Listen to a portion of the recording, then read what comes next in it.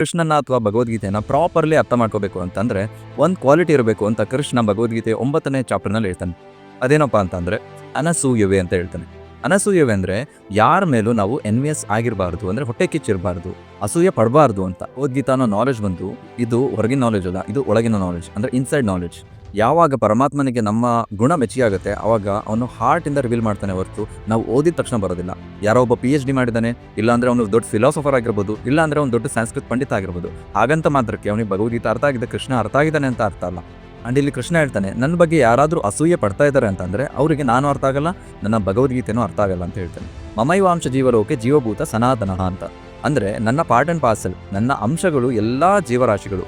ಯಾರಾದರೂ ಯಾವುದೇ ಜೀವರಾಶಿಯ ಮೇಲೆ ಅಸೂಯೆ ಪಟ್ಟರೂ ಕೂಡ ಅವರು ಕೃಷ್ಣನ ಮೇಲೆ ಅಸೂಯೆ ಪಡ್ತಿದ್ದಾರೆ ಅನ್ನೋದು ಅಂಡರ್ಸ್ಟ್ಯಾಂಡಿಂಗ್. ಅವನು ನನಗಿಂತ ಚೆನ್ನಾಗಿದ್ದಾನೆ ಅಂತ ಅಸೂಯೆ ಪಡೋದು, ಇಲ್ಲ ಅವನು ನನಗಿಂತ ಶ್ರೀಮಂತ ಅಂತ ಅಸೂಯೆ ಪಡೋದು, ಇಲ್ಲ ಅಂದರೆ ನನಗಿಂತ ಜೀವನದಲ್ಲಿ ತುಂಬ ಮುಂದೆ ಹೋಗ್ತಿದ್ದಾನೆ ಅಂತ ಅಸೂಯೆ ಪಡೋದು, ಅವನ ಕಾಲಿಗೆ ಹೋಗೋದು, ಇದೆಲ್ಲ ಬಂದು ಅಸೂಯೆಲ್ಲೇ ಬರುತ್ತೆ.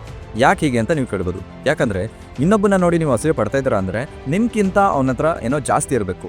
ಆ ಜಾಸ್ತಿ ಇರೋದನ್ನ ಕೊಟ್ಟಿದ್ದ್ಯಾರು? ಭಗವಂತನೇ. ಯಾಕಂದರೆ ಭಗವಂತ ಸ್ಯಾಂಕ್ಷನ್ ಮಾಡದೆ ಅಥವಾ ಭಗವಂತನ ತೀರ್ಮಾನ ಆಗದೆ ಯಾರಿಗೂ ಏನೂ ಸಿಗೋದಿಲ್ಲ.